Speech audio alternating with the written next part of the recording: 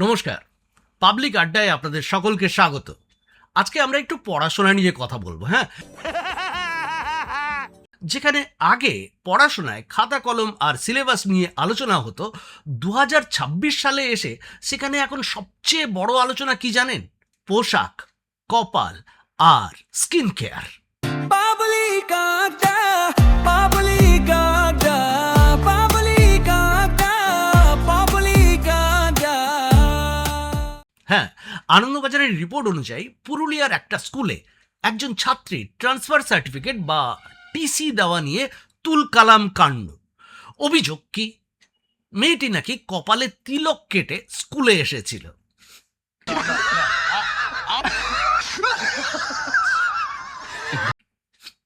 ভাবুন একবার, হ্যাঁ, কত বড় অপরাধ! হ্যাঁ, মেয়েটি অস্ত্র নিয়ে যায়নি, টুকলি করতে গিয়ে ধরা পড়েনি, মাস্টার মশাইয়ের সাইকেলের হাওয়া খোলেনি। সে কি করেছে? কপালে একটু চন্দন বা সিঁদুরের দাগ লাগিয়ে চলে এসেছে। আর তাতেই স্কুলের নিয়মের দেওয়াল একেবারে হুড়মুড় করে ভেঙে পড়েছে। সোজা টিসি দেওয়ার মতো পরিস্থিতি তৈরি হয়ে গেছে। আমাদের শিক্ষা ব্যবস্থার দেয়ালগুলো যে এত দুর্বল তা তো জানা ছিল না মশাই। হ্যাঁ, একটু চন্দনের ওজনেই ক্র্যাক ধরে গেল। তবে শুনুন, এই ঘটনার একটা চমৎকার ব্যালেন্সিং অ্যাক্ট বা পাল্টা যুক্তি আছে। কিছুদিন আগেই দেশের কোনো কোনো প্রান্তে হইচই হলো, স্কুলে বোরখা বা হিজাব পরে আসা যাবে না, ইউনিফর্মের একটা মর্যাদা আছে। ব্যাস, আমাদের একদল অতি উৎসাহী ধর্মনিরপেক্ষ মানুষ বা স্কুল কর্তৃপক্ষ ভাবলেন, আচ্ছা, ওদের বোরখা যদি বন্ধ করা হয় তাহলে আমাদেরও তো কিছু একটা বন্ধ করতে হবে, নইলে তো ধর্মনিরপেক্ষতার দাঁড়িপাল্লা যে সোজা থাকবে না, না?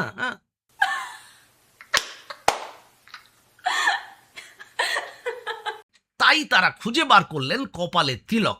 আহা, কি অপূর্ব মেলবন্ধন!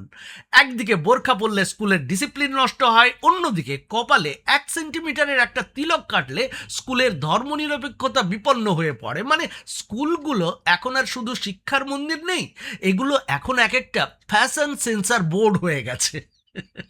হেডমাস্টার মশাইরা সকালে গেটে লাঠি নিয়ে দাঁড়ান না, ওনারা এখন স্কেল নিয়ে দাঁড়ান। কার স্কার্ট কতটা লম্বা, কার বোরখা কতটা কালো, আর কার কপাল কতটা রঙিন, এটা দেখার জন্য।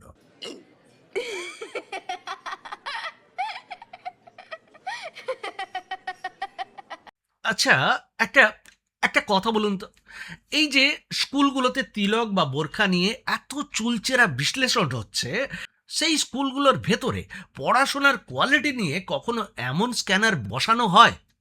হ্যাঁ, পুরুলিয়া বা বাঁকুড়ায় কোনো প্রত্যন্ত স্কুলে ঠিকমতো অঙ্কের দিদিমণি আছেন কিনা, ল্যাবরেটরিতে টেস্ট টিউব আছে নাকি মাকড়সার জাল ভর্তি হয়ে আছে, সেটা দেখার জন্য কোনো টিসি বা সাসপেনশন নোটিশ জারি হয় কি? না, হয় না, হবেও না।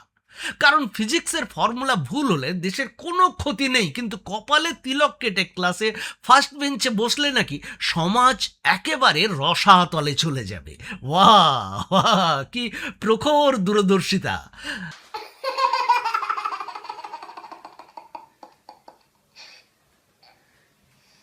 ছাত্রীটি হয়তো ভেবেছিল পরীক্ষায় ভালো ফলের জন্য একটু ঈশ্বরের আশীর্বাদ নিয়ে যাই, কপালে একটু দই তিলক কেটে যাই, কিন্তু সে জানতো না পরীক্ষার খাতায় জিরো পেলে হেড স্যার যতটা না রাগ করবেন, কপালের ওই হিরো মার্কা তিলক দেখলে তার চেয়ে বেশি চটে যাবেন। এই ট্রেন্ড যদি চলতে থাকে তাহলে 2026-এর পর 2027 বা 2028-এ আমাদের স্কুলগুলোর চেহারা কেমন হবে ভাবুন তো। গেটে মেটাল ডিটেক্টরের বদলে রিলিজিয়ান ডিটেক্টর বসানো হবে।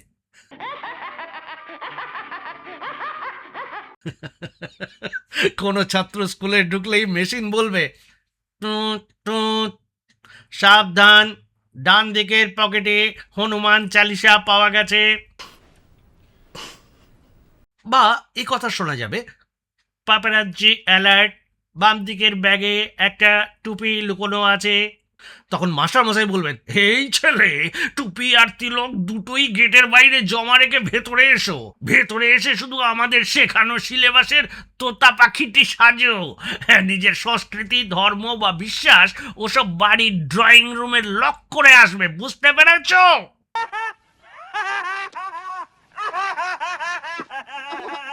আরে মশাই, একটা বাচ্চার মাথাটা স্লেটের মতো পরিষ্কার হওয়া উচিত, কিন্তু তার মানে এই নয় যে তার কপালে বা পোশাকে তার পারিবারিক ঐতিহ্য থাকলে আপনার স্কুলের ব্ল্যাকবোর্ড ঝাপসা হয়ে যাবে।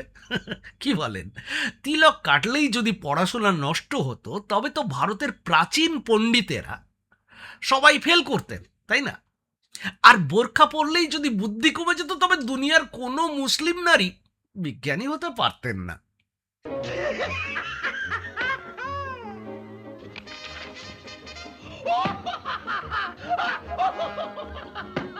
তাই পুরুলিয়ার ওই স্কুলের কর্তৃপক্ষকে বলছি, একটু শান্ত হন, একটু শান্ত হন।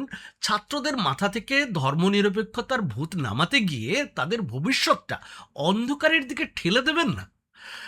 তিলক কাটা বা বোরখা পরা কোনোটা দিয়েই যদি ক্লাসের অন্য কারোর পড়াশোনায় ডিস্টার্ব না হয়, তবে ওটা নিয়ে রাজনীতি করাটা বন্ধ করুন। এবার রাজনীতি করাটা বন্ধ করুন।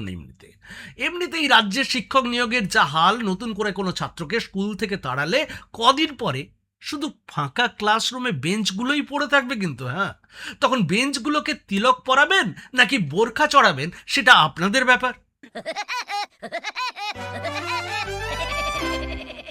আজকের মতো ফ্যাশন পুলিশের কাজ এখানেই শেষ করছি। ভালো থাকবেন, আর হ্যাঁ, স্কুলে যাওয়ার আগে কপালটা ভালো করে ফেস ওয়াশ দিয়ে ধুয়ে যাবেন। বলা তো যায় না কখন কার ধর্মনিরপেক্ষতার অনুভূতিতে আঘাত লেগে যায়। যদি আমার উপস্থাপনা ভালো লেগে থাকে, তাহলে please like, comment, share, subscribe করে দেবেন। আর কমেন্ট সেকশনে এসে আপনার রসালো মতামত অবশ্যই লিখবেন। আজ এই পর্যন্ত। সবাই ভালো থাকবেন, সুস্থ থাকবেন।